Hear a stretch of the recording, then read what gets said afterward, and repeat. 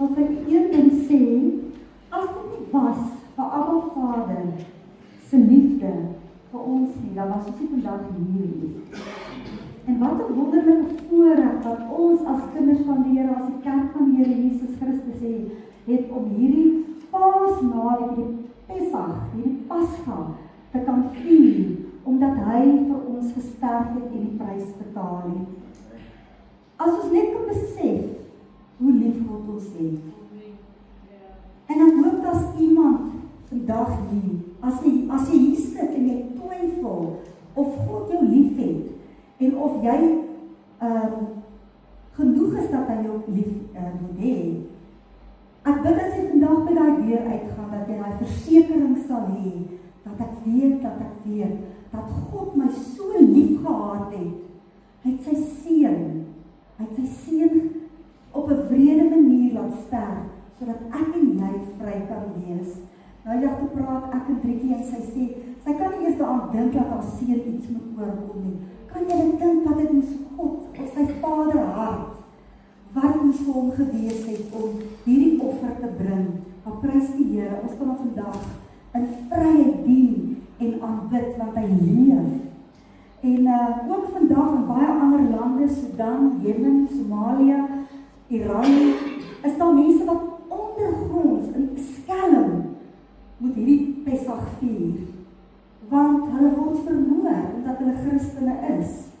En ons het al die vryheid om Jesus te kan dien, wanneer ons wil, waar ons wil, solank as wat ons wil.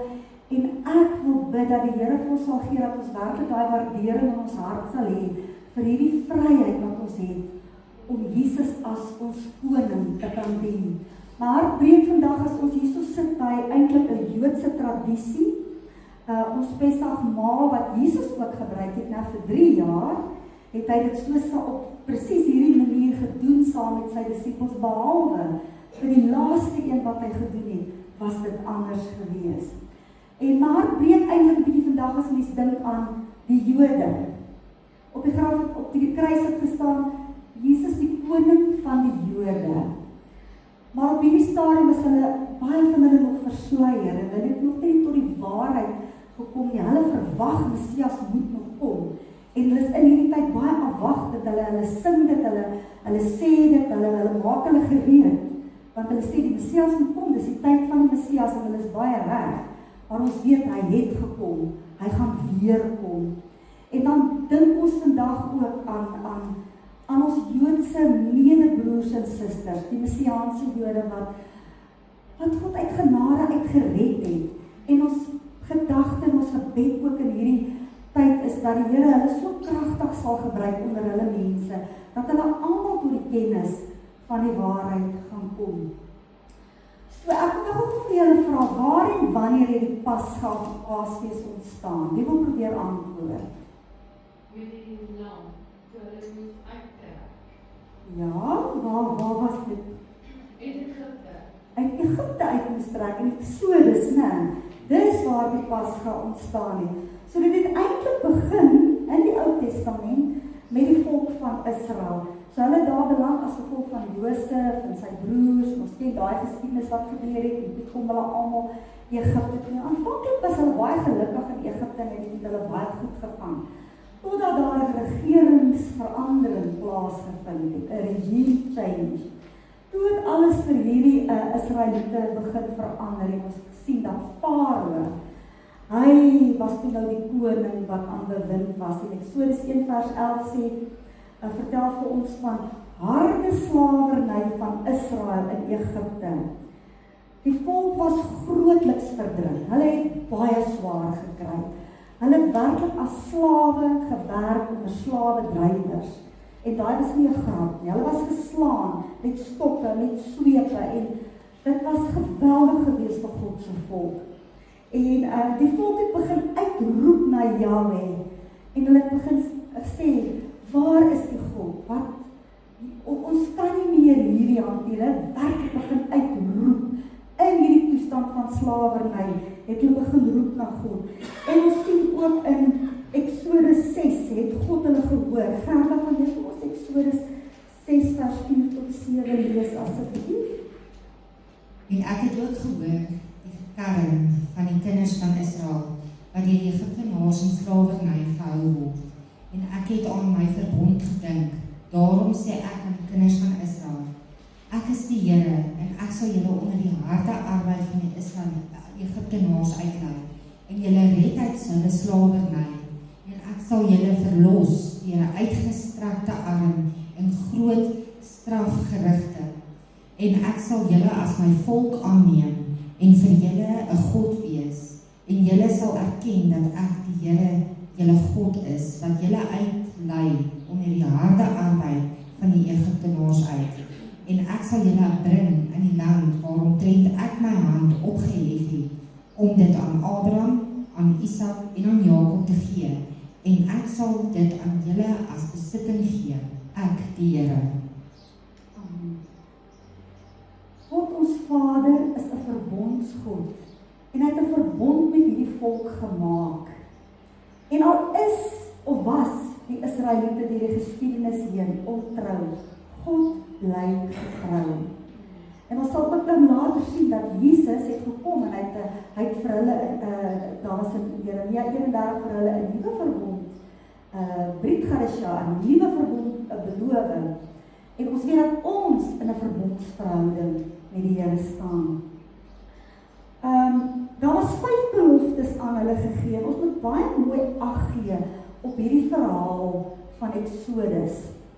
Want dit wys baie heen van dinge wat in die Nuwe Testament gaan gebeur.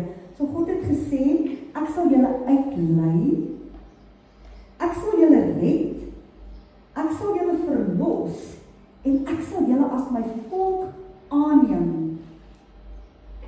Vir julle is ek God, Yahweh. Ek sal julle in die land bring, die beloofde land, as besitting. Ons gaan weer terugkom hiernaartoe. So ons weet dat Moses was die leier gewees van die volk, en ons ken die verhaal, hoe dit eintlik afgespeel het. God het vir Moses opdrag gegee, gesê, gaan na die Farao toe, hy moet my volk laat uittrek, dis tyd hulle moet gaan. En elke keer as Moses by die Farao gekom het, ek kan nie daai hele verhaal ingaan, maar dan het hy eers gelyk of hy hulle wil laat gaan, dan verander hy weer van plan. Elke keer as Moses vir hom gesê het, let my people go, dan het hy sy hart verhard en hy wil nie die Israeliete laat gaan nie. Ek gaan vir hierdie verhaal nou, in die manier waarop die Jode hierdie Pasga vier is, julle gaan nou ook lees, ek gaan dit nou vir julle lees en dan gaan julle dit baie mooi verstaan.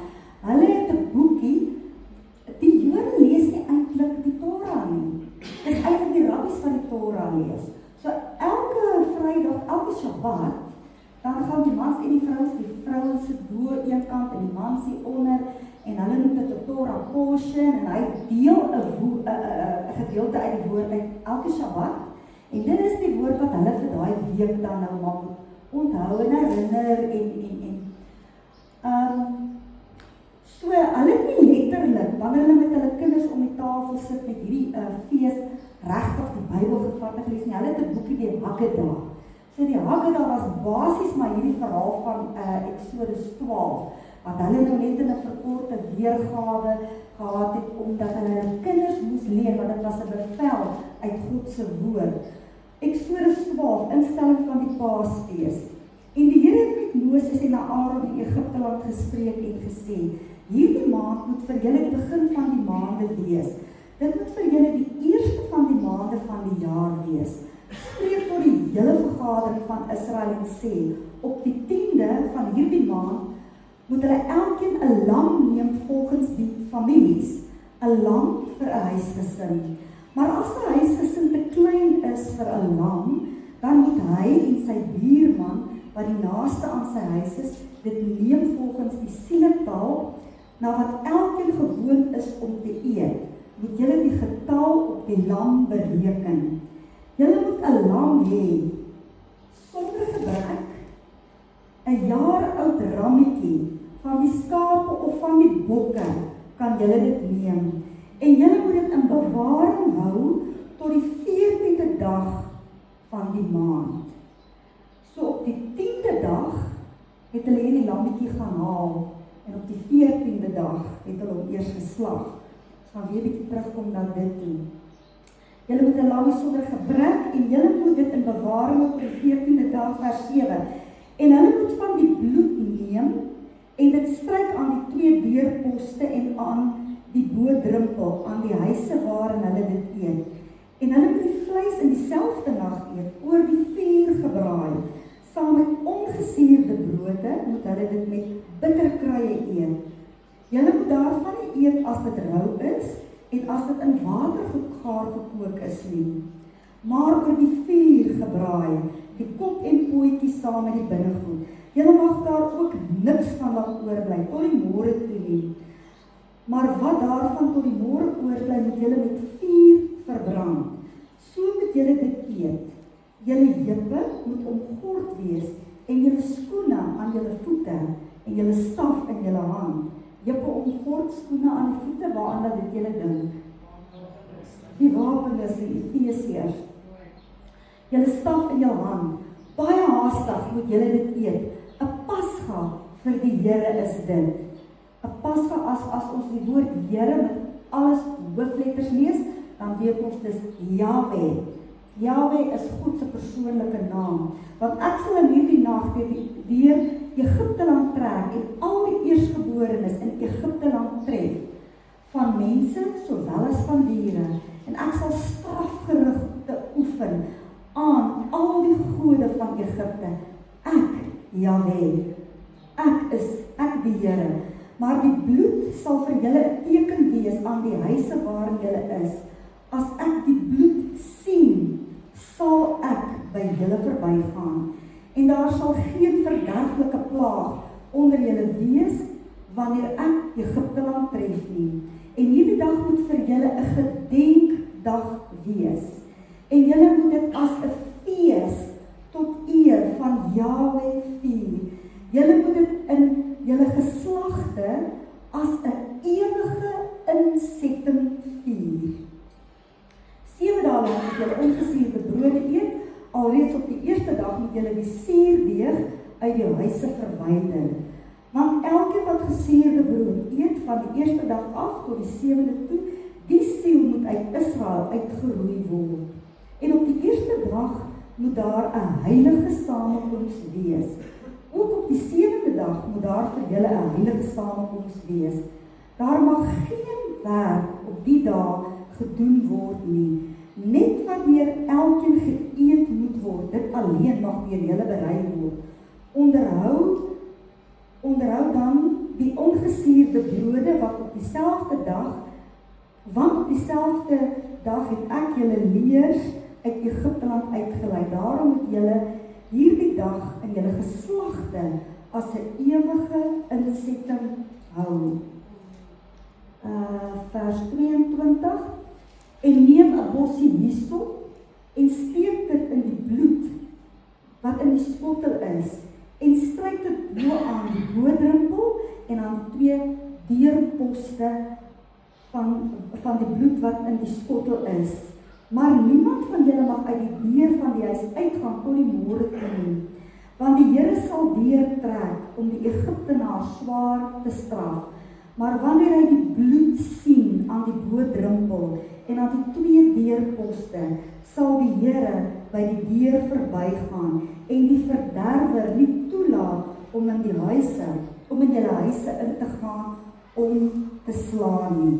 Onderhou dan hierdie saak as 'n insetting vir jou en jou kinders tot in ewigheid. En as julle in die land kom wat die Here aan julle gee soos hy beloof het, moet julle hierdie diens onderhou. En as julle kinders vra, wat beteken die diens daar, dan moet julle sê, dit is 'n Pasga aan die Here, wat by die huise van die kinders van Israel in Egipte verbygegaan het, toe hy die Egiptenaars getref het, maar ons huise gered het. Toe het die volk in aanbidding neergebuig. Nou, wat 'n wonderlike verhaal.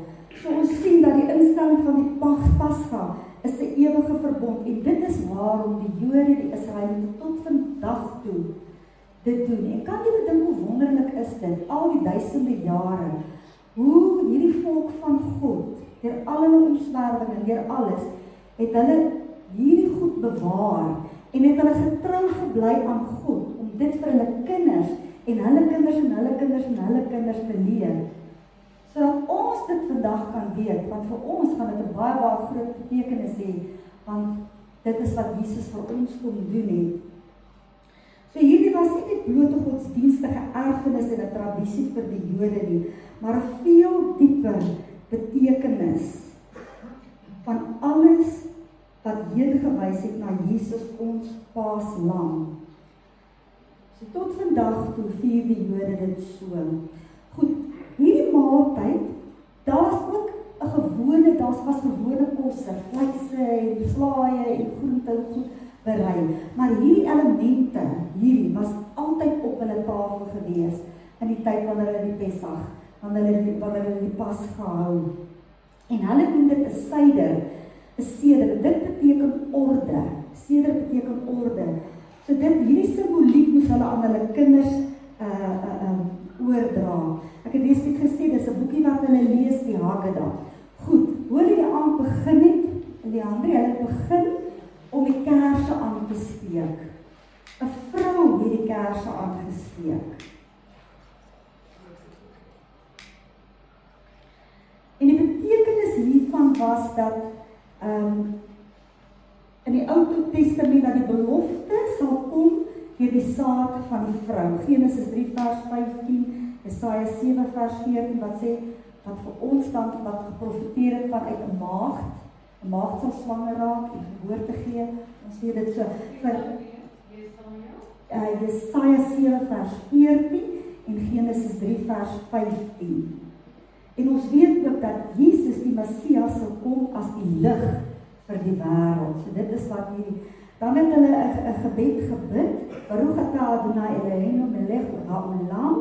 En dan gaan die gebed nog aan in Hebreëus. Blessed are you, O Lord our God, King of the universe, who sanctify us through Jesus, the Messiah, the light of the world. Amen. So dit is die Messiaanse Jode. Doen dit presies tot vandag toe net so hulle erken Jesus as die Messias. Daai gedeelte word nou net nie by die rabbiniese of die tradisionele, die ortodokse of die godsdienstige Jode. Hulle doen dit nou natuurlik net nie so nie. Goed, direk na die kerse aangesteek is, word die eerste beker wyn gedrink. So daar's 4 bekers wyn.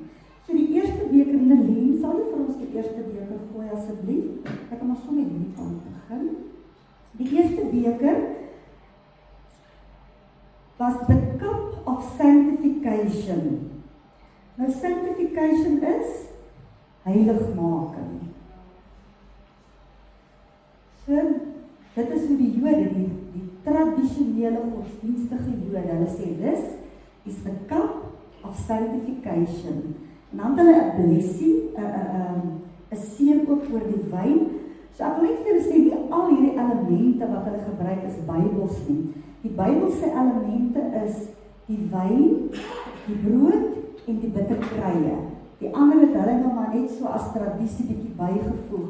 Jy weet die Jode leef streng volgens die wet van die Torah. Streng. En die rabbies het hulle op die Talmud en die Mishnah en hulle die oral laws, so dit is letterlik asof hulle die wet gevat het en hulle nog 'n heining op hom gebou en sommer nog weer 'n heining, want hulle moes hierdie wet bewaar.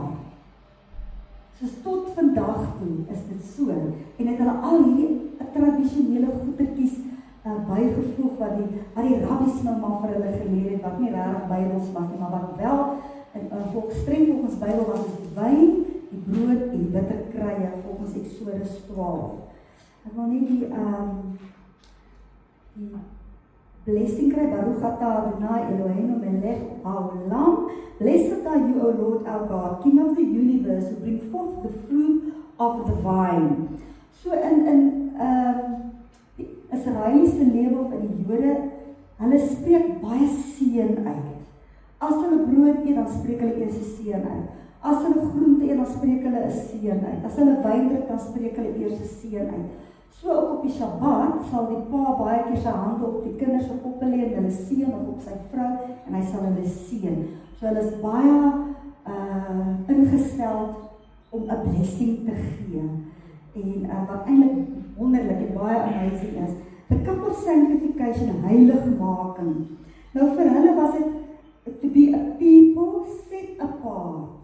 To be a set apart people, his holy people, to be different. Nou, om 'n volk heilig aan die Here te wees. So julle moet nou baie mooi luister die ooreenkoms van die Ou Testament en wat dit eintlik vir ons ook beteken in die Nuwe Testament. Gaan ons sal net ons 1 Petrus 2 vers 9 lees asseblief.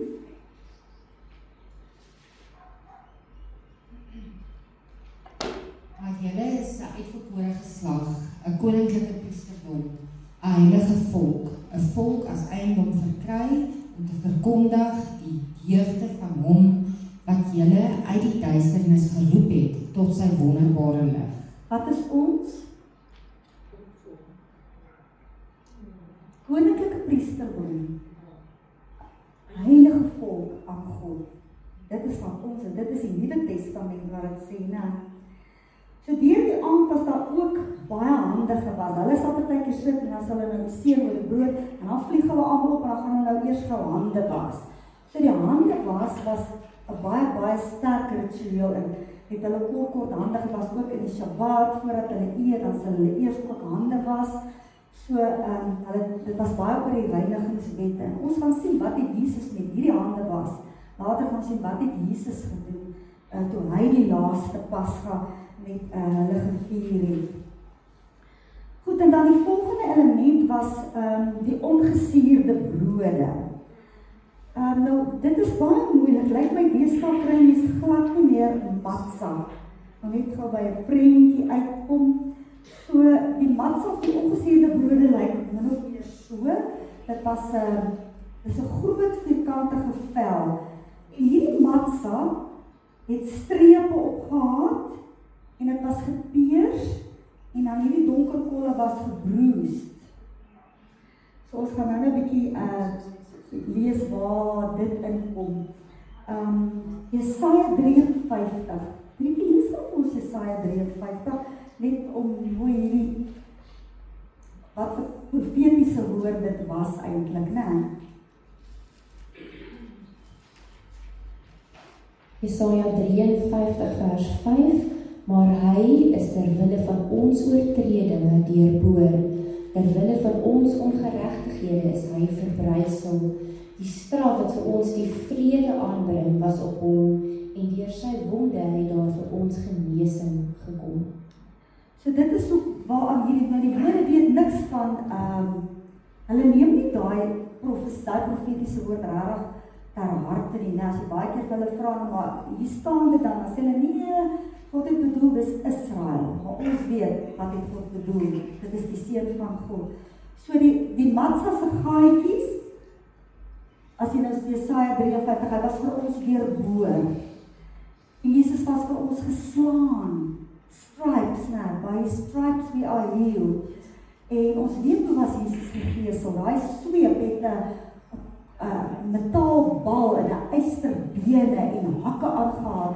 So elke hou wat hulle Jesus gegee het, het regtig soos die vlees uit hom uitgeruk. En dis hoekom daai wonderlike profetiese woord in Jesaja 53 het vir ons waar geword in Christus Jesus. So dan het jy die ou ongesuurde brode gekry. So dan het hulle nou in 'n aand soos hierdie, het hulle so 'n sakkie en hulle noem dit die matza tosh. So dis so een, maar hierdie sakkie het 3 verskillende kompartemente. 1, 2, 3. So dan in elke gedeelte het hulle 'n matza ingesit. So die Messiaanse Jode weet vandag, hulle sê, hulle het 'n Shema Israel gebed wat die Jode bid. Hulle sê Shema Israel Adonai Eloheinu Adonai Echad. Hear, O Israel, the Lord our God, the Lord is one.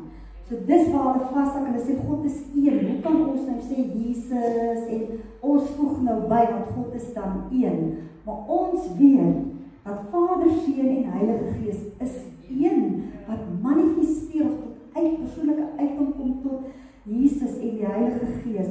So wat hulle dan doen, dan het hulle die middelste een, onthou nou, dis Vader, Seun en Heilige Gees.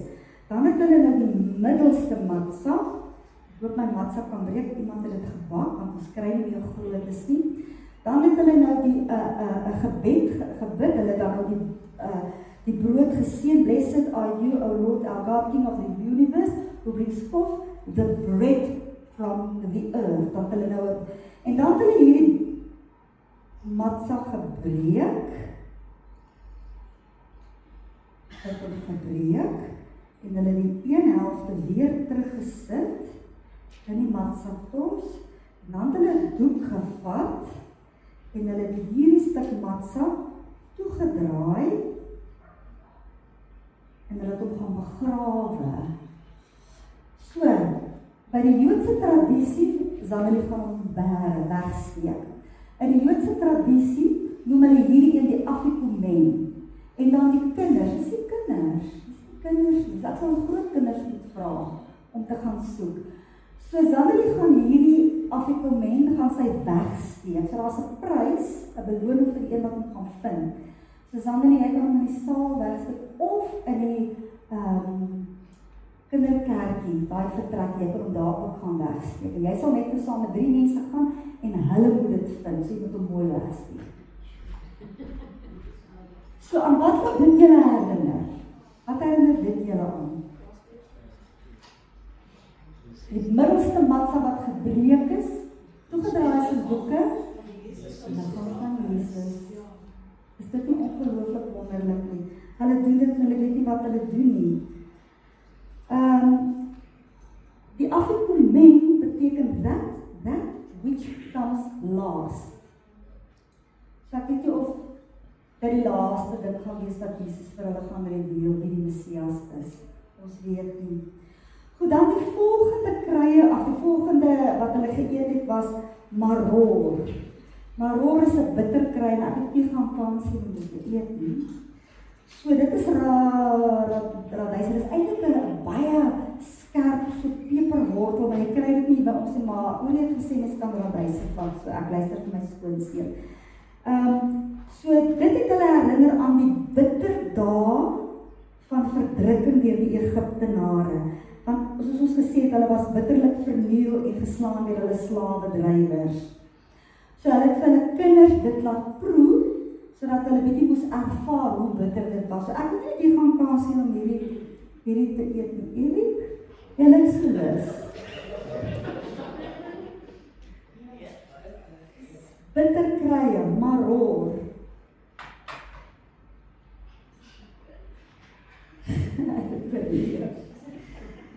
Goed, dan die volgende was die garoset.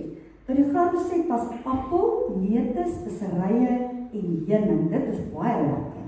Erik het vinnig die hand opgesteek. So, hierdie garoset moes hulle herinner. Dit moes hulle herinner aan die messelklei en stene. Lyk dit vir julle soos klei en stene? Dit doen nogal, né? Hierdie appelstukkies, ja, van nou, dit is baie heuning. Dit moes hulle herinner aan die messelklei en stene waarmee hulle gebou en gewerk het. Die bitterheid van slawerheid was daar, maar die soet van die heuning was die hoop wat hulle gehad het. So tot vandag toe is Israel se nasionale lied, hulle volkslied is Hatikwa wat hoop beteken. En hulle sing baie hierdie lied van hulle. So die soet was wat het gedui op die hoop. Wie gaan hierdie probeer? Hande skoon, ek het my hande gewas, hulle gesien, ek het my hande gewas. Bakstene, messelklei en wat hulle herinner het. En as jy die soet proe onthou, daar's hoop, Zani, hoop. Die volgende was karpas, petersilie in soutwater gedoop. So hulle het 'n bak met soutwater gehad, bitterkrye, ons ek het maar pas petersilie gehad, want ons het nou nie, ek weet nie wat se bitterkrye is dit nie. So, nadat hulle weer hande gewas het, dan het hulle die geëet. Nou, daar word 'n bietjie oorlewering van die Messiaanse Jode, dat dit kan moontlik, ek sê nie dit is nie moontlik die tyd wees, hoekom hulle eers hande gewas het, want hulle moes almal hierdie vat en in die soutwater druk, in die bakskottel druk, en dit was dalk op hierdie oomblik, hierdie stadium, wat Judas ook sy hand saam met Jesus in hierdie skottel, want Jesus het dit net so met hulle gevier, en weet jy gaan kans sien vir die petersilie nie, kan net 'n bietjie eet, sout smaak jy dan, so die groen van die petersilie, verteenwoordig vir die Jode nuwe lewe. Dis hoekom dit 'n groen, al is dit bitter, dit verteenwoordig. Die soutwater is veronderstel om hulle te herinner aan al die trane wat hulle gestort het in Egipte, of wat hulle voorouers gestort het. En ek dink in die hedendaagse tyd, as die Israelies dit doen, dan kan hulle baie mooi vir hulle kinders verduidelik. Hierdie bitter krye, die soutwater, die trane, want in hierdie Pesach-tyd het hulle dit onder die aanslag van vele mesiele in wat is 'n veiligheidsplek wat hulle ingaan, 'n bunker, wat is die Afrikaanse woord? 'n plek van veiligheid wat hulle ingaan as die alarm afgaan, dan gaan hulle soen toe in. So in hierdie Pesach-tyd het ons gesien, was daar baie mesiele op Israel afgevuur. So ek dink hulle kon werklik vir hulle kinders hierdie goed met mening, want die hele wêreld haat hulle. God het gesê julle sal gehaat word, né? En ook ons as kinders van God, die Here het gesê ook ons sal gehaat word deur die wêreld omdat ons aan hom behoort.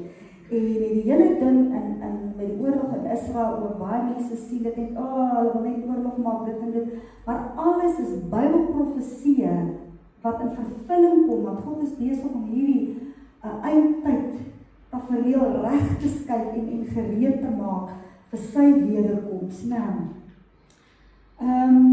Daar was iets wat ek nou nog wou gesê, wat ek nou vergeet het. Ok, ons sal weer terugkom daarna. Garoset, wat hulle dan herinner het aan die bakstene en die messelklei.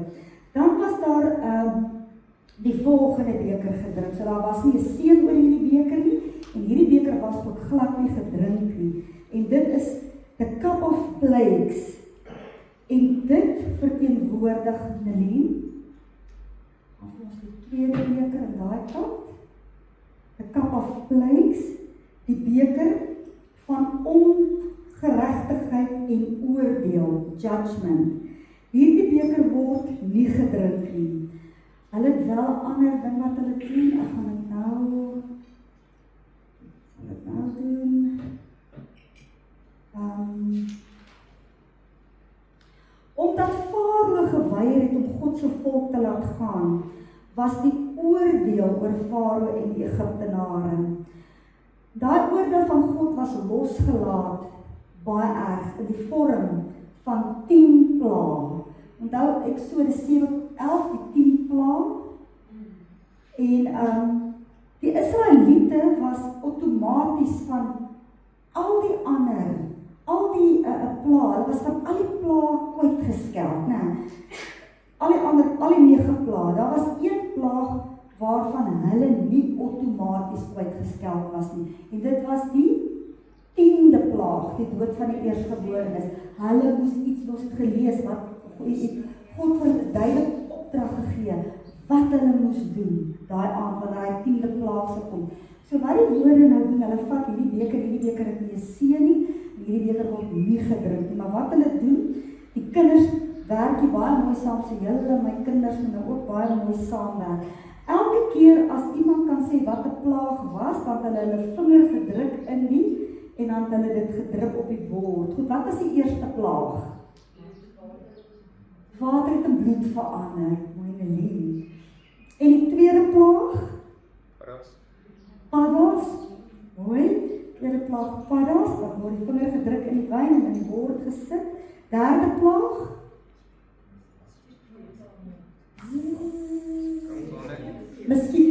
Muskiete, party sê luise, party vertel is ek net, luise, weet nie, maar het was maar een of ander insek gewees, né? Dan die volgende plaag,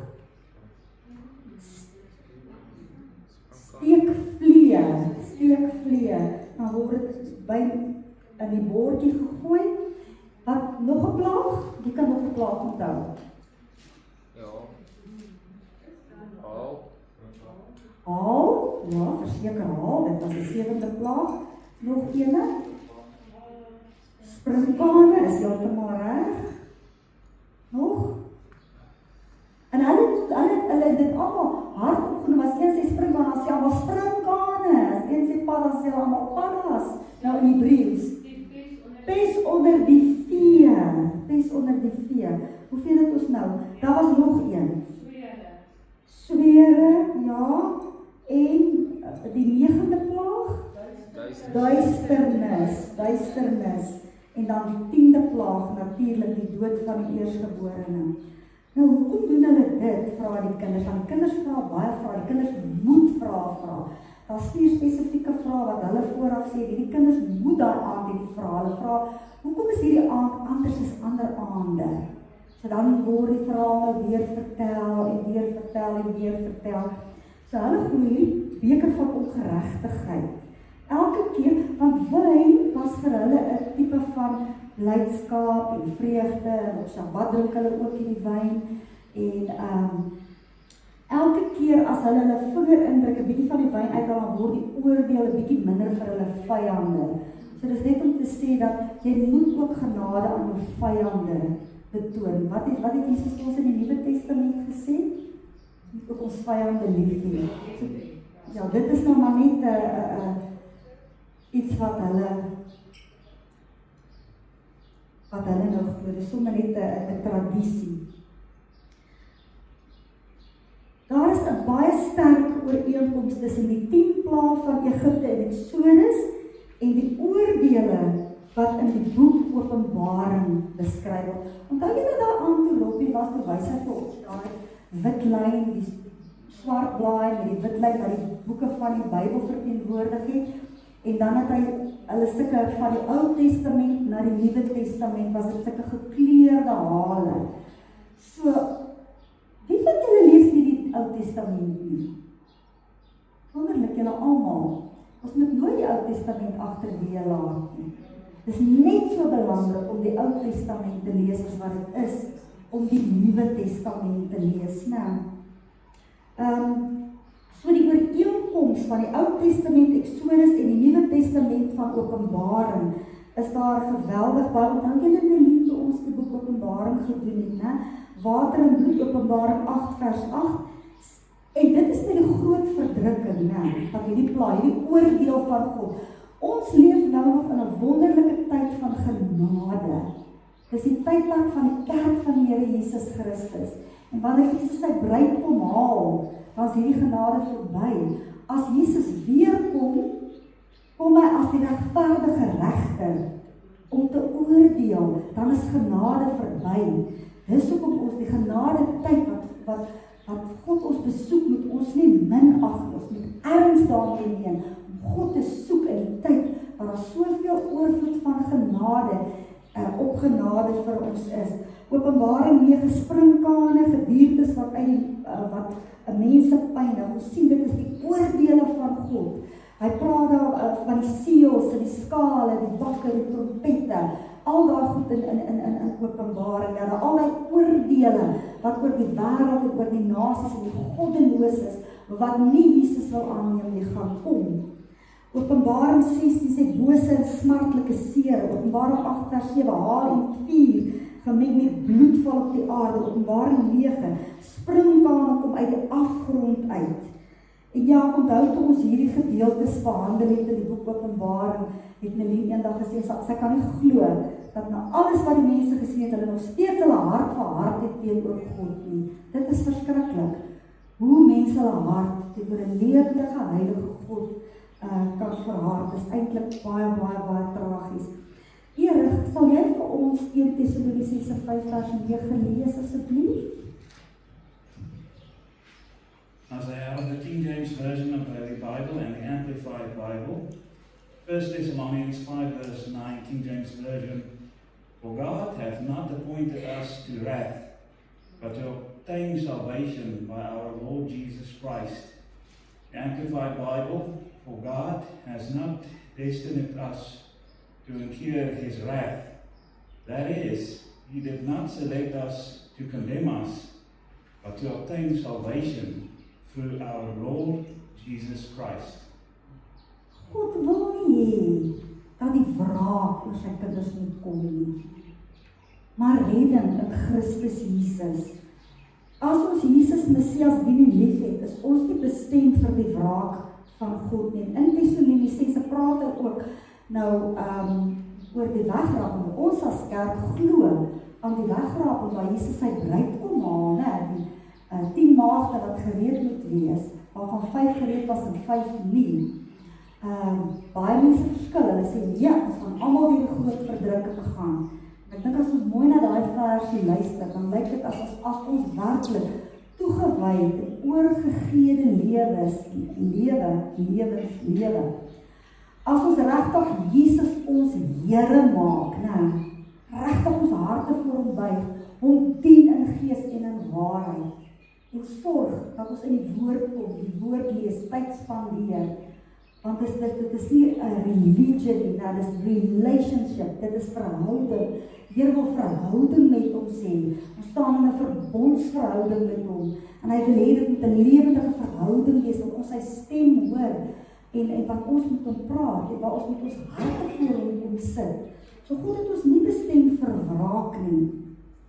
Ons gaan nou na 'n kort videoetjie kyk. Ek wil wat 'n wil gaan soek na die afkomment. Stompie en Leonie en die nog. Die nog gaan soek. Ja, asseblief. Ja, nee. So terwyl ons die videoetjie kyk, gaan Zannelie julle vat en dan gaan kyk julle of julle die afkomment kan kry. En dan kom julle terug en julle sit net weer. En die een wat om eers te kry hierdie beloning. Okay. Julle kan gaan, Gerda, jy gaan ons die videoetjie speel, né? Net 'n kort video.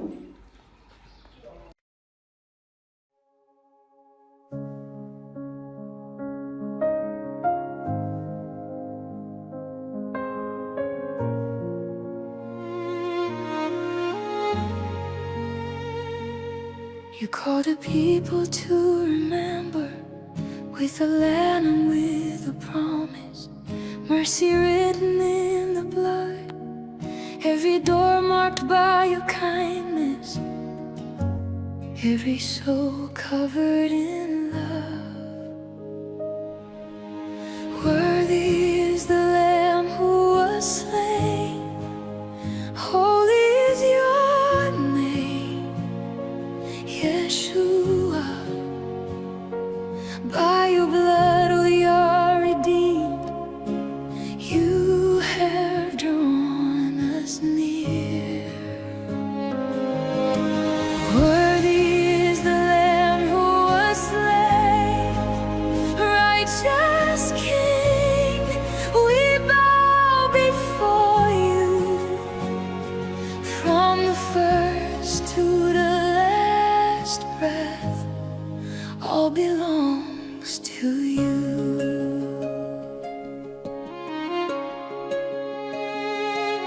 Through the waters you made a way where there was no path at all. You carried us on your faithfulness.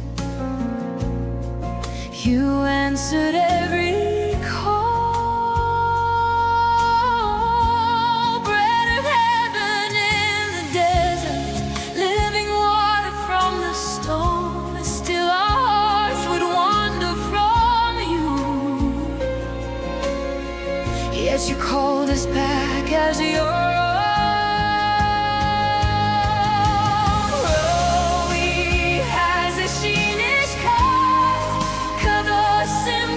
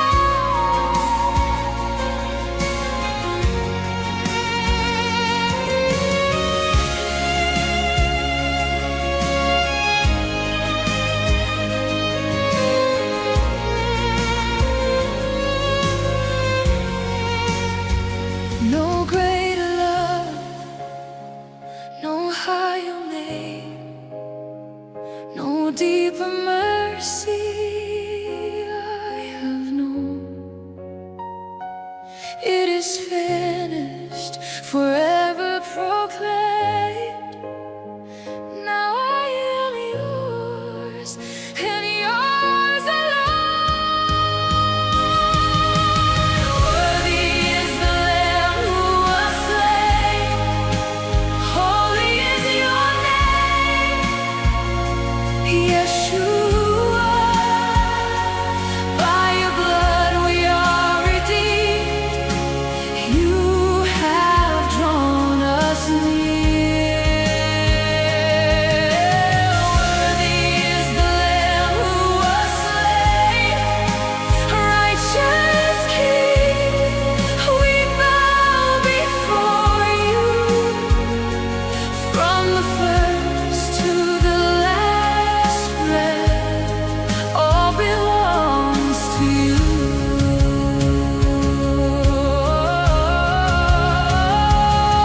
No greater love, no higher name, no deeper mercy I have known. It is finished, forever proclaimed. Now I am yours, and yours alone. Worthy is the Lamb who was slain. Holy is your name, Yeshua. By your blood we are redeemed. You have drawn us near. Worthy is the Lamb who was slain. Righteous King, we bow before you.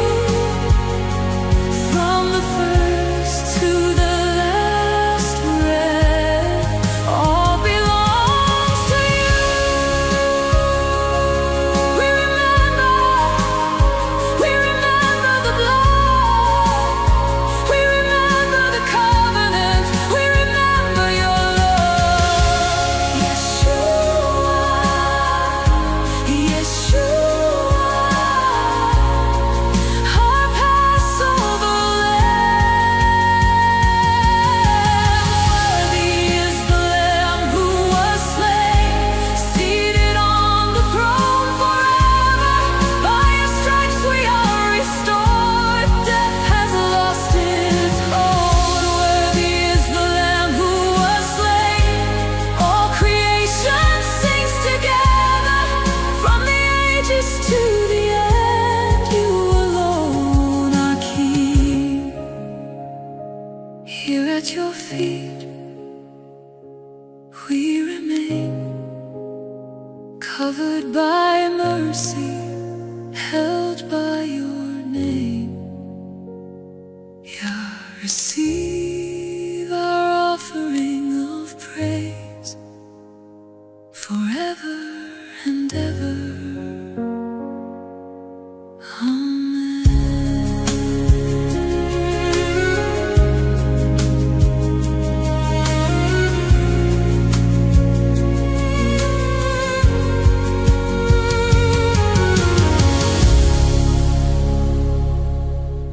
Sjoe, sou daar al lank nie gesien het. Jesus, ons offerlam. Die derde beker wat hulle die aandrink is the cup of redemption. Die beker van verlossing en regverdigmaking. Nou hierdie beker is vir die Jode die fokuspunt van die maal. Die rabbi se instruksies is dat die vrug van die wynstok rooi moet wees. So daarom word daar net rooi wyn gedrink, want dit moet hulle herinner aan die lam wat geoffer is en die bloed wat aan die deurposte gesmeer moes word met 'n hisoptak. Dit sal hulle verlossing bied teen die 10de plaag, die dodelikste plaag wat daar is. En dit is die 4 bekers. Daar is daar 'n ekstra 5de beker wat hulle eenkant sit en dit is the cup of Elijah, die beker van Elia. So wat hulle doen op die punt van die tafel, sit hulle ekstra stoel, hulle dek 'n eetgerei en hulle sit 'n ekstra beker daar, want Maleagi, ek net kyk waar staan dit.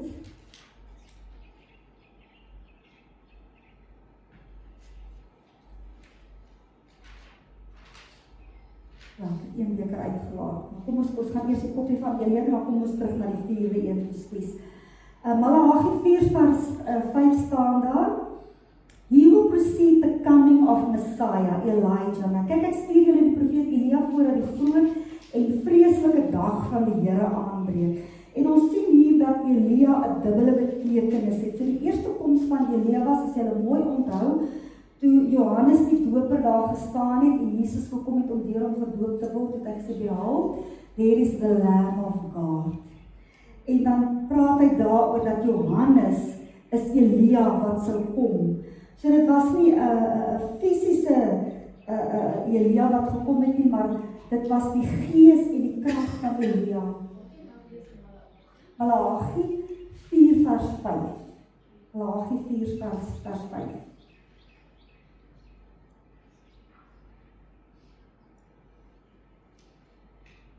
Goed, Johannes die doper het in die gees van Elia gekom as 'n wegbereider vir Jesus. En in Lukas 1:15 tot 17, ek weet nie wat dit vir iemand gegee het om dit te lees nie. Verder, dankie. Want hy sal groot wees voor die Here, en wyn en sterk drank sal hy nooit drink nie, en hy sal vervul word met die Heilige Gees, reeds van die skoot van sy moeder af. En hy sal baie van die kinders van Israel bekeer tot die Here hulle God. En hy sal voor hom uitgaan in die gees en die krag van Elia, om die harte van die vaders terug te bring tot die kinders en die ongehoorsaames tot die gesindheid van die regverdiges, om vir die Here 'n toegeruste volk te berei. Ja, dit is baie mooi skrif daar.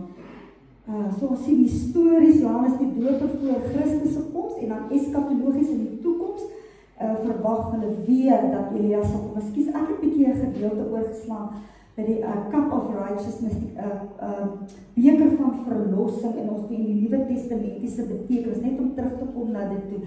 Dit was daai koppie wat Jesus die aand sou neem om te sê, dit is my bloed wat vir julle gestort is. En ons lees dit in Lukas 22. Ek gaan dit tog al vir julle lees. Lukas 22. Ons is amper klaar, net met konferensie. Lukas 22 vers 7. Die laaste Paasfees, nou is ons in die Nuwe Testament, die heilige nagmaal. En die dag van die ongesuurde brode het gekom, waarop die Pasga geslag moes word. Toe stuur hy Petrus en Johannes, Jesus, en sê vir hulle, gaan berei die Pasga vir ons, dat ons dit kan eet. En hulle sê vir hom, waar wil u hê, moet ons dit berei? En hy antwoord hulle, kyk, as julle in die stad ingaan, sal 'n man julle ontmoet, wat 'n kruik water dra. Volg hom na die huis waar hy ingaan, en julle moet vir die eienaar van die huis sê, die meester vra u, waar is die kamer waar ek die Pasga met my disippels kan eet?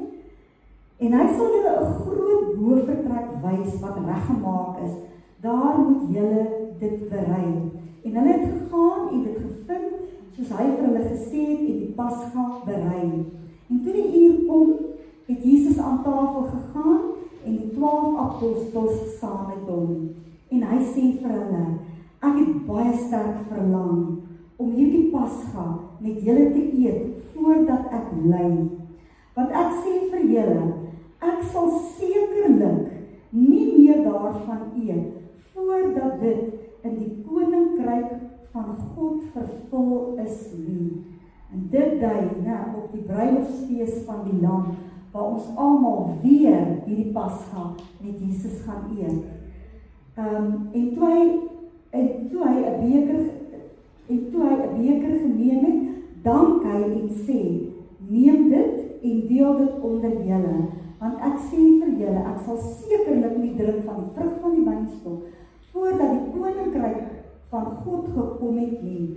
Daarop neem hy brood, en nadat hy gedank het, breek hy dit, en gee dit aan hulle en sê, dit is my liggaam, wat vir julle gegee word, doen dit tot my gedagtenis, Net so neem hy ook die beker na die maaltyd en sê, hierdie beker is die Nuwe Testament of die nuwe verbond in my bloed wat vir julle uitgestort is. So hierdie beker wat die Jode tot nou toe, al glo hulle nie in Jesus nie, het hulle hierdie cup of redemption, of righteousness, en Jesus het dit absoluut kom vervul. Ek het gevra dat Nelien gou met ons moet deel. Ons het gesê dat hande was baie belangrik vir die Jode gewees en nou tot vandag toe nog. Maar ons sien ietsie wat Jesus doen in Johannes 13. En ek gaan vir Nelien vra om dit net met ons te deel, asseblief Nelien.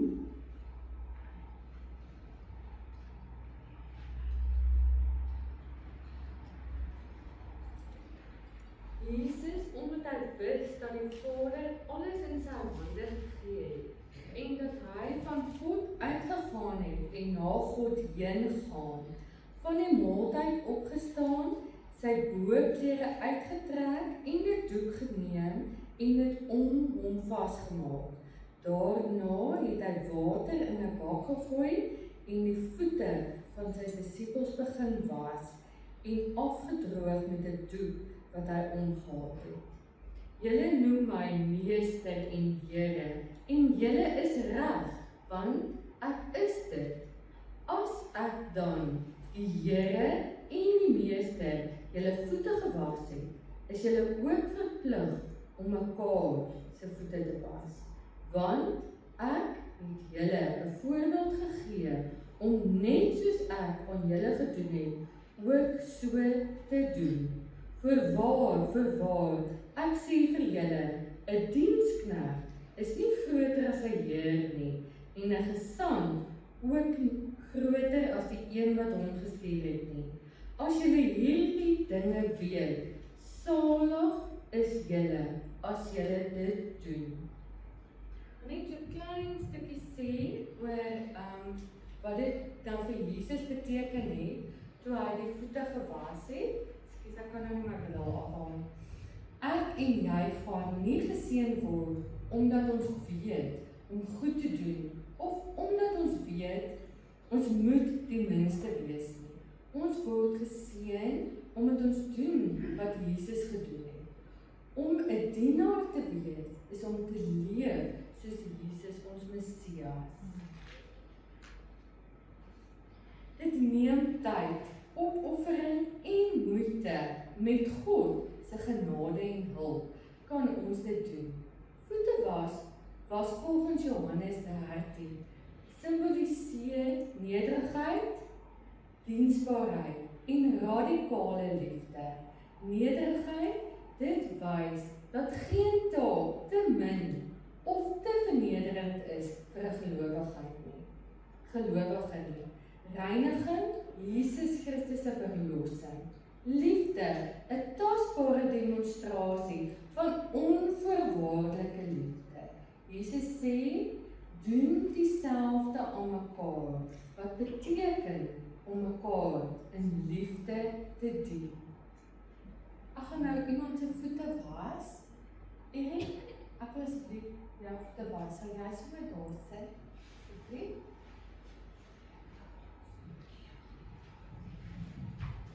Terwyl hulle gereed maak, ons sien dat toe Jesus voor hy sy die voete gewas het, het hy opgestaan en het hy sy boorkleed uitgetrek en daar staan hy te servant om hom gebind. En we are Kyrios doulos, né? Ons is ook diensknegte, bond servants met Christus Jesus, net voor Meliters gaan doen, en ons sien dat daartoe, hulle was baie ongemaklik met hierdie situasie van dat Jesus, hulle voete wil was, hulle rabbi, hulle meester, die een met wie hulle aanbid, wat hulle, hoe kan hy ons voete was? Dit is onmoontlik, en ons sien dat Petrus het baie gerebeleer, hy was glad nie, en hy het gesê, nee, Here, der ewigheid gaan u nie my voete was nie, nee, dit kan nie so werk nie, en Jesus sê van, wat ek nou doen, verstaan jy nie, maar jy sal dit verstaan. En hy het nog steeds gerebelleer, Jesus het hom gesê, as ek nie jou voete was nie, dan kan jy nie deel hê aan my nie. En ons sien, hy gaan op sy knie en hy sê, Here, nie net my voete nie, my kop, my hande, alles was dit, Here. En dit is ook 'n tipe van ons, dat die Here sê, sy woord was ons, the washing of the word, in Efesiërs. En dit is waarom ons God se woord moet lees, dat ons Jesus beter kan leer ken, want dit is deur sy woord wat ons gereinig en geleer word.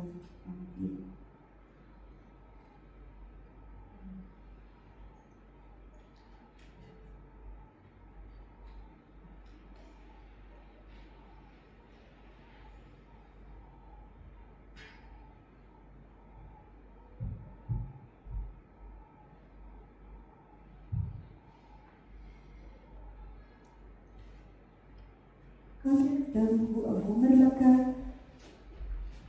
gebeurtenis dit moet gewees het dat vir Jesus se disippels, dat hy die Seun van God hom verneder het, of in humility gaan kniel en as jy klaar met wat jy nog iets gesê, dankie Melie, dat hy die minste gewees om diensbaar te raak, om die vuil voete van sy disippels te was. En ek het ook gesien, mense raak baie ongemaklik, ons het ook eendag by die Bybelstudie, dan niemand wil hê jy moet eintlik hulle voete was nie, né? Maar is eintlik so blessed, so wonderlik, dit die voorbeeld wat Jesus vir ons gestel het van diensbaarheid, om mekaar te kan dien in gehoorsaamheid en in liefde.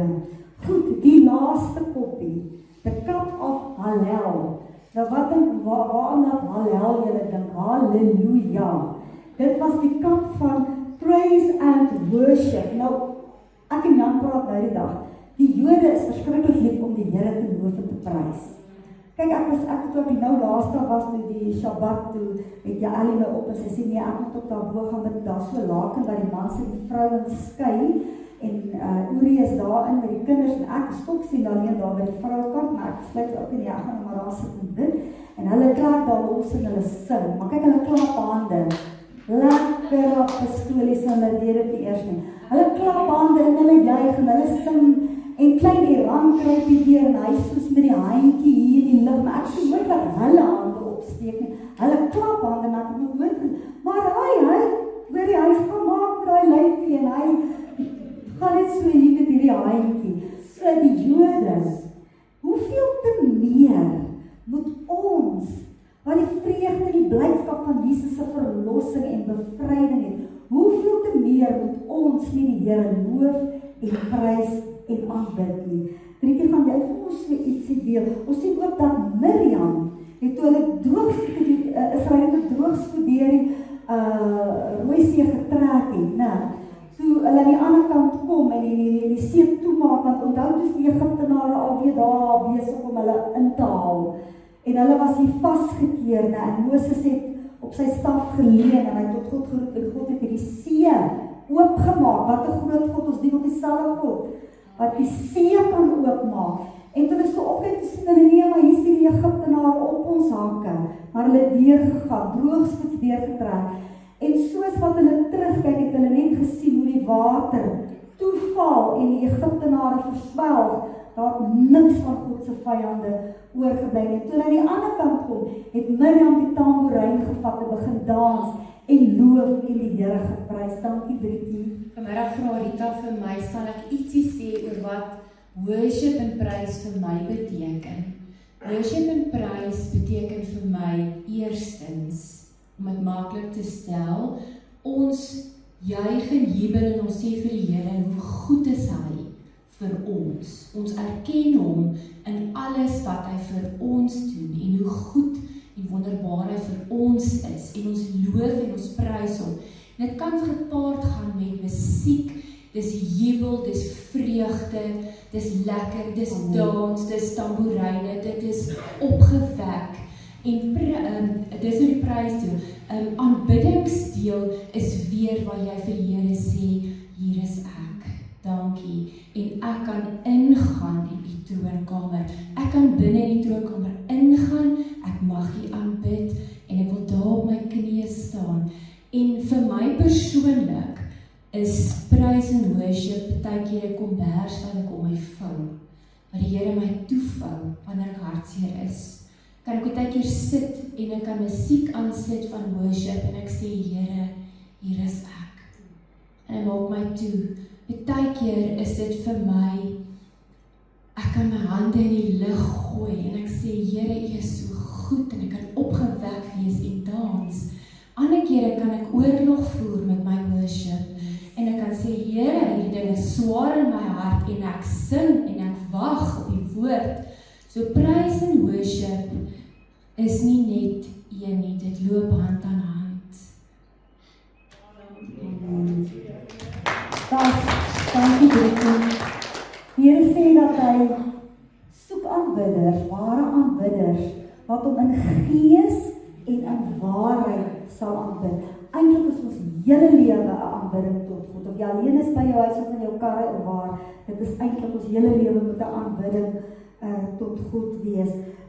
Daar's ook 'n skrifgie, ek het gevra eers net om 'n bietjie tyd te spaar, gaan ek hom net in Afrikaans lees. Hebreërs 13, laat ons dan gedurig deur Jesus aan God 'n lofoffer bring. Hy sê 'n sacrifice of praise. Praise is a weapon. Praise is 'n wapen ook, né? Dit is die vrug van die lippe wat sy naam bely.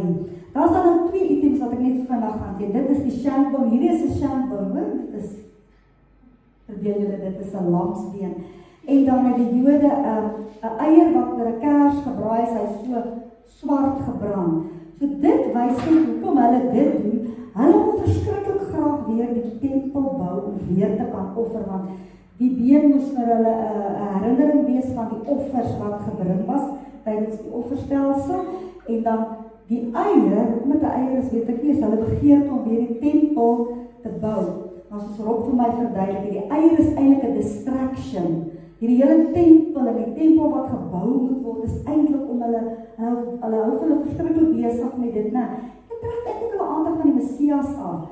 Wat 'n ander distraction kan julle nog aandink as julle hierdie eiers sien?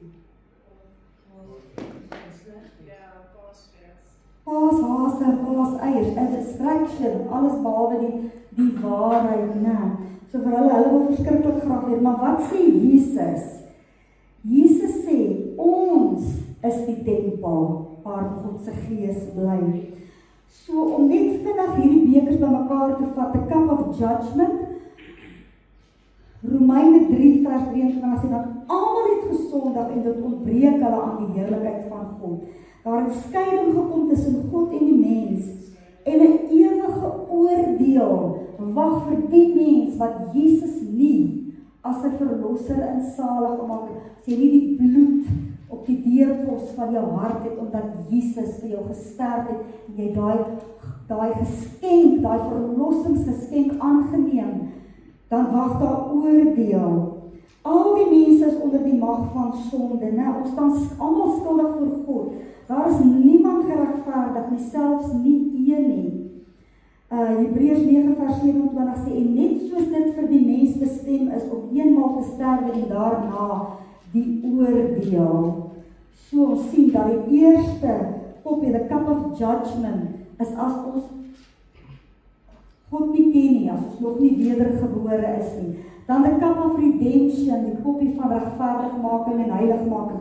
Dis net verlossing en bevryding deur Christus Jesus se bloed. Regverdigmaking is 'n vrye geskenk van God deur Christus Jesus alleen. Dit lees van Jesaja 53 vers 11. 53 vers 11. Weens die liefdevolle lyde van sy siel sal hy dit sien en versadig word. Deur sy kennis sal my knegt die regverdige baie regverdig maak en hy sal hulle skuld dra. Jesus sal baie regverdig maak. So al wat Jesus sê is, kom na my toe en hou aan om na my toe te kom. Want ons almal het gesondig en dit ontbreek ons aan die heerlikheid van God. en hulle word deur sy genade sonder verdienste geregverdig deur verlossing wat in Christus Jesus is, Romeine 3, elkeen wat die naam van die Here aanroep sal gered word, Romeine 10 vers 9 tot 10, as jy met jou mond die Here Jesus bely en met jou hart glo dat God hom uit die dood opgewek het, sal jy gered word, want met die hart glo ons tot geregtigheid en met die mond bely ons tot redding. Jesus regverdig ons deur sy bloed. Daar's niks anders, nie goeie werke, nie enigiets anders. Glad om geregtigheid te verkry, daar's niks wat jy kan doen nie, dis net Jesus Christus, die Jesus wat ons geregverdig en vry verklaar kan word van sonde. Cup of sanctification, die cup of die beker van heiligmaking. Heiligmaking is 'n proses, die beker van heiligmaking, omdat ons geregverdig is in Jesus, word ons geroep om 'n heilige lewe te lei wat vir God afgesonder is. Heiligmaking is die proses waardeur 'n gelowige deur die werking van die Heilige Gees al hoe meer aan die beeld en die gelykenis van Jesus gelykvormig word. So daar moet transformasie in ons plaasvind. Ons moet groei na die beeld en gelykenis van Jesus. En ons kan dit net doen deur die krag van die Heilige Gees. En ons gaan môre hoor dat die opstandingskrag van Jesus wat daar was, dieselfde Gees wat Jesus uit die dood uit opgewek het, sy woon in ons. So ons kan, hy sê vir ons alles geskenk wat nodig is om godvrugtig te lewe. Ek gaan so 'n bietjie vinnig, want ek wil nou nie vir julle te lank hier hou. Paulus het gesê, ek sterf dag vir dag. Dis 'n groeiproses na geestelike volwassenheid om afgesonder en heilig vir Jesus te lewe. Die proses begin by wedergeboorte en dit sal aangaan die dag tot Jesus ons kom haal deur die dood of die wederkoms. So, ons moet daaraan werk om die krag van die Heilige Gees, die ou sondige natuur af te lê en te leef deur die krag van die inwonende Gees van God, die Heilige Gees, Jesus het gesê, ek gaan julle nie as wese agterlaat nie, ek gee vir julle die Heilige Gees. Wat, Annie, ek 'n skrifgie van jou gemis. Ja, Tannie. Wil jy hom gou lees, ekskuus? Okay, Tannie. Lees hom. Peter, a servant and apostle, special messenger of Jesus Christ, to those who have received, obtained, an equal privilege of like precious faith with ourselves and through the righteousness of God and Saviour Jesus Christ. May grace, God's favour and peace, which is perfect well-being and all necessary good, all spiritual prosperity and freedom from fears and agitating passions of moral conflicts be multiplied to you in the full personal, precise and correct knowledge of God and Jesus our Lord, for his divine power has bestowed upon us all things, are requisite and suited to life and godliness through the full personal knowledge of him who called us by and to his own glory and excellence and virtue. Amen. His divine power, God se goddelike krag het ons alles gegee om hierdie lewe op hierdie aarde, al is dit baie keer moeilik, al is daar swaar dae, al wil die vyand ons wegtrek, of al stoei ons met die vlees, moet ons meer staat maak op die krag van die Heilige Gees in ons lewe, om ons denke te vernuwe en te kan groei in liefde en in die woord van God. Die Afrikaans sê immer sy goddelike krag het ons alles geskenk wat tot die lewe en die godsvrug dien deur die kennis van hom Jesus wat ons geroep het deur sy heerlikheid en deeg. Loof die Here. Gerda gaan vir ons 'n liedjie speel, maar terwyl jy na hierdie liedjie, ons sluit nou af met hierdie liedjie. Baie dankie vir julle geduld.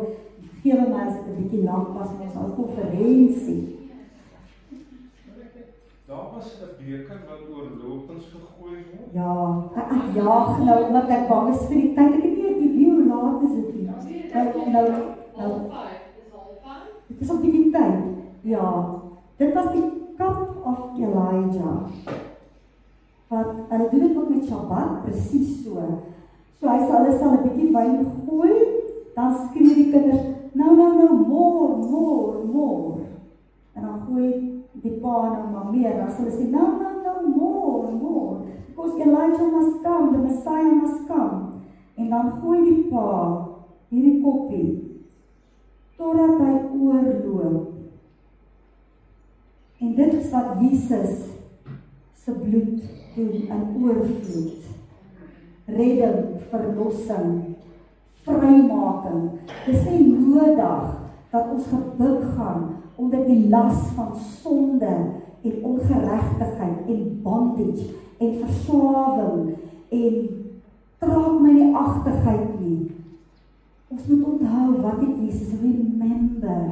Hierdie hele Pesach is om te onthou wat het die Seun van God vir ons gedoen. En hierdie is ook om introspeksie te hou en te kyk na. Nou, toe Jan ook maar sê van hierdie koppie, dat daar's ook 'n psalm wat sê, my cup runneth over. Nou, my beker loop oor, is Psalm 23. My beker loop oor, ook van lof en prys en aanbidding. Nou, ons moet onthou, dis 'n werklikheid. Jesus is 'n werklikheid en hy wil 'n lewende verhouding met ons hê. Hy wil ons lewens transformeer en verander sodat ons die lig in hierdie wêreld kan wees. Sodat ons 'n spieelbeeld van Jesus kan wees, sodat ons die heerlikheid en die glorie van God kan demonstreer op hierdie aarde. In Kolossense staan daar 1:29 staan daar, Christ in me, the hope of glory. So hoe gaan hierdie wêreld weet die heerlikheid van Jesus Christus as ons sy kinders nie in boldness opstaan en hom uitlewe in liefde en in krag en in heerlikheid nie. En ek glo ons leef in 'n tyd waar die Here besig is om sy kerk te herstel. Hy is besig om sy bruid voor te berei. En dit gaan als oor ons harte, die gesindheid van my hart. Buig ek my hart in gehoorsaamheid voor Jesus? Of neem ek dit maar net soos dis maar net mediocre, ek is 'n kind van die Here, ek hoef nie die Bybel te lees of te bid nie, hoef nou nie eintlik veel te doen nie, Jesus se kind. Of neem ons dit ernstig op om ons lewe werklik. Hy sê dat ons lewe sal stel as 'n lewendige, heilige en aan God welgevallige offer. So ons het ook 'n offer. Hy sê as ons nie ons kruis opneem nie, is ons nie waardig en hom volg ons nie waardig. Ons moet ons kruis opneem. Kruis spreek van om te staan vir onsself, ons lewe neer te lê, ons eie wil, ons eie ego, ons eie siel, wil, emosies, denke, al die goed wat ons in bondage wil hou. Jesus sê as hy ons vrygemaak het, sal ons waarlik vry wees. Hy het nie sy bloed verniet gestort nie. Ons hoef nie lamsakkige kinders van die Here te wees wat net soos die wêreld lyk nie. Nee, ons moet anders wees, soos wat God sy volk geroep het om 'n heilige volk te wees. Tot vandag, deur al die duisende jare heen, het God die verborgenheid van sy kerk tot uiting laat kom in Handelinge. Nadat Jesus opgevaar het sy kerk begin as 'n dinamiese kerk, waar hulle hand op die siekes gelê het, gesond geword, hulle duiwels uitgedryf, hulle kragtige dade plaasgevind, as Petrus se skadu oor die mense val, dan het hulle gesond geword. Jesus gaan terugkom vir weer so 'n kerk. Jesus gaan terugkom vir 'n kerk wat lewendig en kragtig is en gevul is met die Heilige Gees. En 50 dae na Pesach is dit Shavuot, is dit Pinkstertyd vir ons. En gaan ons op die Here wag. En ek wil julle moet dit begeer, julle wat nog nie gevul is, of voel julle die vervulling met die Heilige Gees nodig, soek dit met jou hele hart. Want dit is 'n krag wat die Here vir ons gee, om hom te kan dien met krag en met boldness. So die Here kom vir 'n kerk wat werklik opgestaan het, wat sy sê kan sê wat lyk soos die kinders van God moet lyk. Lank genoeg het die vyand ons beroof, lank genoeg. En die Christene mag al die ander mense wat op die wêreld dien. Maar ek glo, ons gaan 'n tyd in, waar ons soos lampe gaan skyn, dat die wêreld gaan weet, Yahweh Nissi, die Here is ons banier van oorwinning. En ons eer die Here. En terwyl as kerk gaan 'n liedjie sing, ons gaan afsluit nou met hierdie liedjie. Maar ek wil terwyl julle die skrifgedeeltjies en die liedjie luister, wil ek hê jy moet jou oë toemaak, of as jy wil kyk om jy kyk, maar al wat ek net wil vir julle vra is dat jy jou eie hart vandag sal neem. Dat jy jou hart, dat jy eerlik met jouself sal wees. En dat jy jou eie hart sal neem. En sal sê, Here, wys vir my die suurdeeg wat daar in my lewe is. Suurdeeg is 'n tipe van goed wat 'n skans of 'n skeiding maak tussen ons en God. Dat ons soos ongesuurde brode sal wees, wat klaar maak met sonde. As jy sukkel daarmee, gaan na Jesus toe. Gaan worstel dit met hom uit. Gaan sit by sy voete, gaan stoei dit met hom uit, dan moet jy vas en bid en roep. Jesus wil jou vrymaak, Jesus wil vir jou oorwinning gee, Jesus wil vir jou verlossing gee. Gaan stoei dit uit met Jesus, sodat hy jou met die waarheid kan bedien en jy kan vry raak. Terwyl ons hierdie liedjie luister, wil ek bid dat jy jou eie hart sal neem en vir die Here sal sê, Here, wys my, hoe lyk my verhouding werklik met U? En dankie vir die bloed van Jesus, ons weet, hy sê, daar is dan nog geen veroordeling vir die wat in Christus Jesus is nie, vir hulle wat nie na die vlees wandel nie, maar na die Gees, dat ons mense sal wees, wat die vrug van die Gees voortbring, wat lewe in die krag van die Heilige Gees.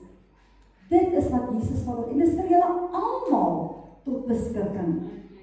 En as jy net vandag kan besef hoe lief het Jesus jou, al was jy die enigste mens, so hy net vir jou aan die kruis gaan sterf het. Die vlekkelose lam, wat geslag was, wat verbrysel was, vergrys was, sodat ek en jy vry kan wees. Ons is vrygekooptes, ons is verlostes, en ons kan in die oorwinning van die Here lewe.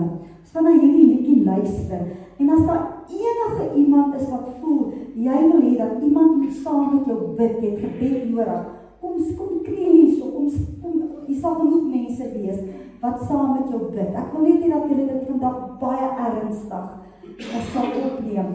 Ek glo dat hierdie Pesach is baie anders as al die ander jare, en die Here op Lina se hart gedruk, dat ons regtig dit soos 'n fees moet vier, tyd moet spandeer met Jesus, wat ons ook vandag gedoen het, né?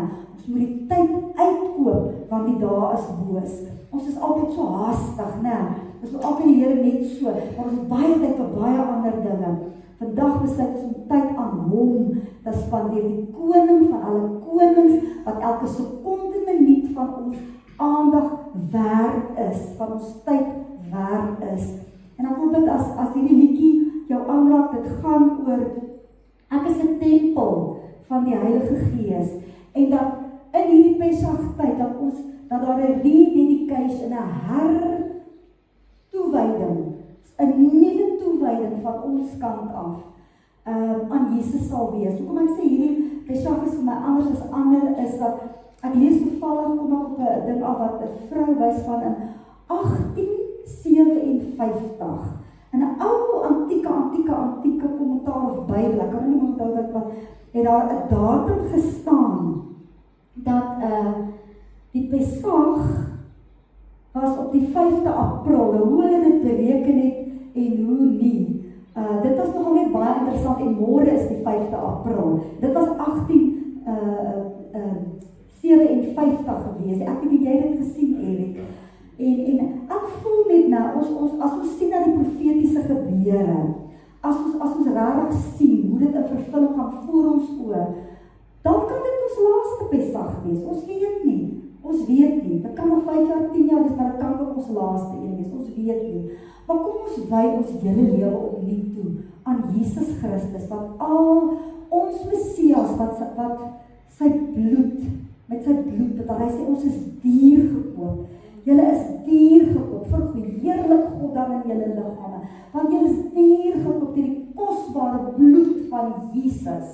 Kom ons rededicate ons hele hart, hierdie tempel, ons hele lewe aan Christus Jesus. Dankie Gerda.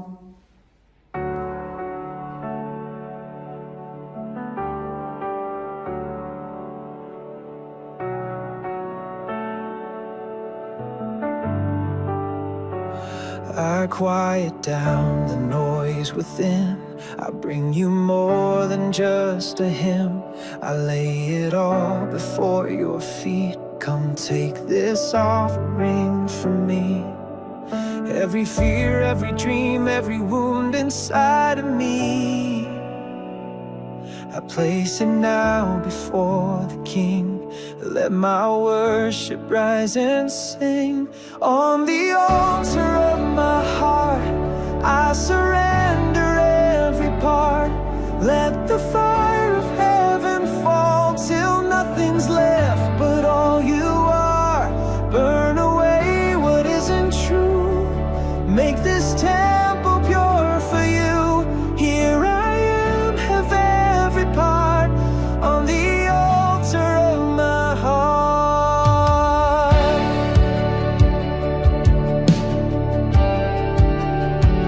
I won't withhold a single flame. This life is yours in Jesus' name. Consume the pride, remove the shame. Let mercy write a brand new name. Every breath, every tear, let it draw your spirit near. All I want is just to be a resting place for majesty. On the altar of my heart, I surrender every part. Let the fire of heaven fall till nothing's left but all you are. Burn away what isn't true. Make this temple pure for you. Here I am, have every part. On the altar of my heart,